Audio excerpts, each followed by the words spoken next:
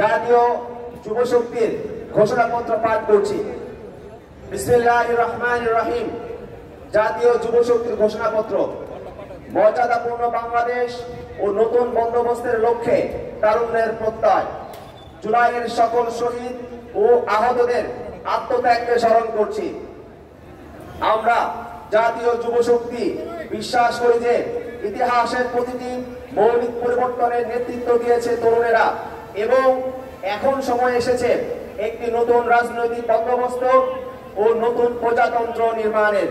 আমরা দাঁড়িয়ে আছি এক ধারাবাহিক লড়াইয়ের সন্ধিক্ষণে, যার সূচনা হয়েছিল 1947 সালের উপনিবেশ বিরোধী আজাদী লড়াইয়ে, পরবর্তীতে 1971 সালের স্বাধীনতা সংগ্রামে, আর এক নতুন দিশা ও প্রত্যয়ের জন্ম দিয়েছে 2024-এর ঐতিহাসিক ছাত্র গণ অভ্যুত্থানের মাধ্যমে।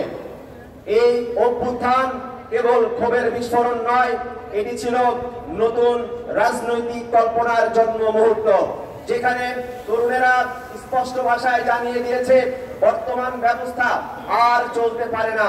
নতুন রাষ্ট্রকল্প প্রয়োজন, প্রয়োজন এক নতুন পথ।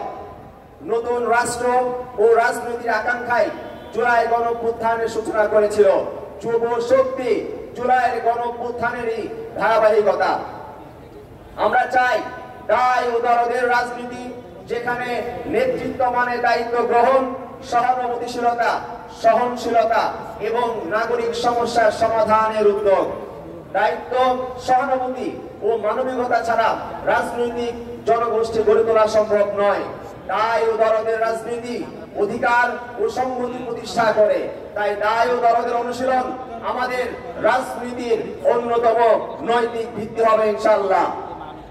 আমরা চাই এমন এক বাংলাদেশ যেখানে নাগরিক মর্যাদা শুধু কাগজে নয়, বাস্তব জীবনে প্রতিফলিত হবে, যেখানে রাষ্ট্রের সকল ভাষা, সংস্কৃতি, ধর্ম ও জাতিসত্তার মর্যাদা দেবে, যেখানে সাম্প্রদায়িক সম্প্রীতি কেবল স্লোগান নয়, রাষ্ট্রীয় নীতির ভিত্তি হবে, যেখানে যে কোনো প্রকার ধর্মবিদ্বেষ ও উগ্রতাকে পরিহার করে বৃহত্তর জনগোষ্ঠীর ধর্মবোধ ও সামাজিক নৈতিক মূল্যবোধের প্রতি শ্রদ্ধাশীল থেকে আমরা সম্প্রীতি, ইনসাফ ও নাগরিক মর্যাদা প্রতিষ্ঠা করব ইনশাআল্লাহ।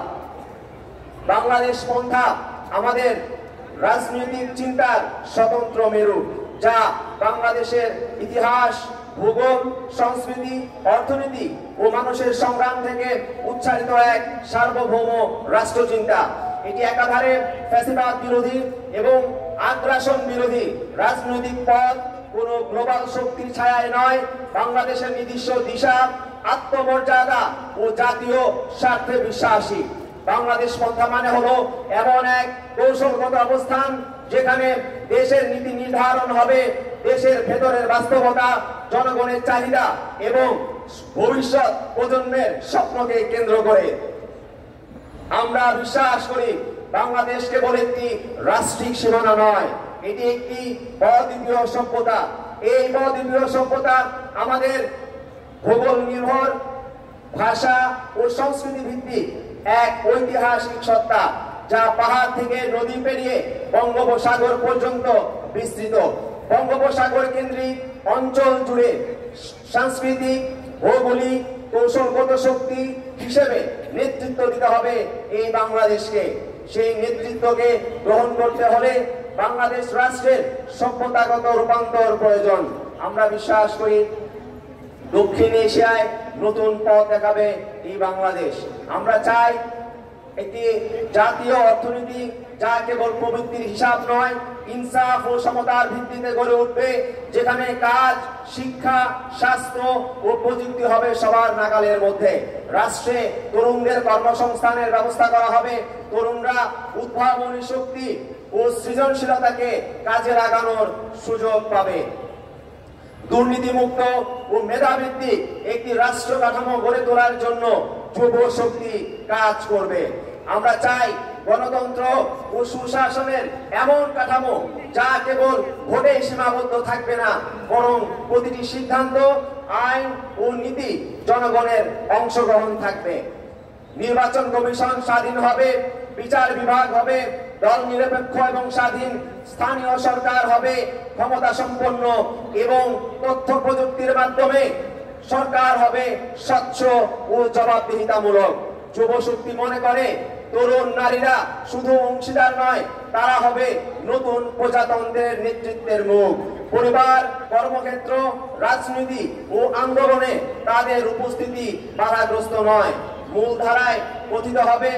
জাতীয় যুব শক্তি চায় এমন রাষ্ট্র যেখানে নারীর সাহস, সিদ্ধান্ত ও সক্ষমতা বাধাহীনভাবে বিকশিত হবে। নারীর প্রতি সহিংসতা নয়, নারীর হাতেই হবে সমাজ ও রাষ্ট্রের পুনর্গঠন। একই সাথে আমরা স্পষ্ট করে বলি, রাষ্ট্রের নিরাপত্তা ও সার্বভৌমত্ব কেবল সেনাবাহিনী বা নীতি নির্ধারকদের দায়িত্ব নয়, এটি তরুণ প্রজন্মেরও রাজনৈতিক ও নৈতিক অঙ্গীকার। রাষ্ট্রের নিরাপত্তা ও সার্বভৌমত্ব রক্ষায় তরুণদের অংশগ্রহণ একটি কৌশলগত অপরিহার্যতা। সীমান্ত রক্ষা থেকে শুরু করে তথ্য সংগ্রাম, জলবায়ু বিপর্যয়, খাদ্য ও প্রযুক্তি নিরাপত্তা, সবখানে তরুণদের সক্রিয় ভূমিকা ছাড়া সার্বভৌমত্ব রক্ষা করা অসম্ভব। বহুরূপী চ্যালেঞ্জ আমাদের সামনে রয়েছে: চাকরির সংকট, উদ্যোক্তার পথে বাধা, প্রযুক্তিহীন শিক্ষা, মাদকের ভয়াবহ বিস্তার এবং অন্তঃসার শূন্য বাজার নির্ভর সংস্কৃতি তরুণদের বিপথে ঠেলে দিচ্ছে। আমরা চাই এই সংকট মোকাবেলায় রাষ্ট্র বিনিয়োগ করুক সৃষ্টিশীল কর্মসংস্থান, উদ্ভাবনী উদ্যোগ ও নৈতিক শিক্ষা প্রশিক্ষণে। প্রতিটি তরুণ যেন সিদ্ধান্ত নিতে পারে চাকরি করবে নাকি উদ্যোগ করবে, এবং কোন তরুণ যেন মাদক নয়, নিজের স্বপ্নের মধ্য দিয়েই হারিয়ে যেতে শেখে। আমাদের দাবি, রাষ্ট্র এই দায় স্বীকার করুক এবং তরুণদের পাশে নৈতিক, সামাজিক ও অর্থনৈতিক অবকাঠামো গড়ে তুলুক। এই সব কিছুর কেন্দ্রবিন্দুতে রয়েছে আমাদের প্রধান দাবি: একটি নতুন রাজনৈতিক বন্দোবস্ত ও নতুন প্রজাতন্ত্র। আমরা বিশ্বাস করি সময় এসেছে নতুন সংবিধানের, নতুন রাজনৈতিক চুক্তির, যা এই প্রজন্মকে প্রতিনিধিত্ব করবে, যা এই প্রজন্মের মর্যাদা ও সুযোগ নিশ্চিত করবে, যা ক্ষমতার ভারসাম্য, জবাবদিহিতা, ন্যায্যতা, পরিবেশ ও প্রযুক্তির চ্যালেঞ্জকে গ্রহণ করে নতুন রাজনৈতিক ভবিষ্যৎ নির্মাণ করবে। আমরা সেই প্রজন্ম যারা অতীত জানে, ভবিষ্যৎ দেখে, ভবিষ্যৎ নির্মাণে কখনো তারা ভয় পায় না। আমরা 47-এর আজাদির আত্মা বহন করি, 71-এর স্বাধীনতা সংগ্রামের আত্মত্যাগে অনুপ্রাণিত, আর 2024-এর জুলাই গণঅভ্যুত্থানের অঙ্গীকারে শপথবদ্ধ। আমরা কেবল উত্তরাধিকার নয়, আমরাই আগামী। রাষ্ট্র ও রাজনীতিতে তরুণদের প্রতিনিধিত্ব ও হিস্সা নিশ্চিত করবে যুব শক্তি। আগামীর সংসদ ও আগামীর বাংলাদেশ হবে তরুণদের, আগামীর বাংলাদেশ হবে যুব শক্তির, ইনশাআল্লাহ। ইনকিলাব, ইনকিলাব, ইনকিলাব, ইনকিলাব। যুব শক্তি, যুব শক্তি, যুব শক্তি, যুব শক্তি। ক্ষমতার জনতা, ক্ষমতার জনতা। এই আপোষের সংগ্রাম, এই আপোষের সংগ্রাম। তরুণদের শক্তি, যুব শক্তি, বিপ্লবীদের শক্তি, বাংলাদেশের শক্তি। ইনকিলাব।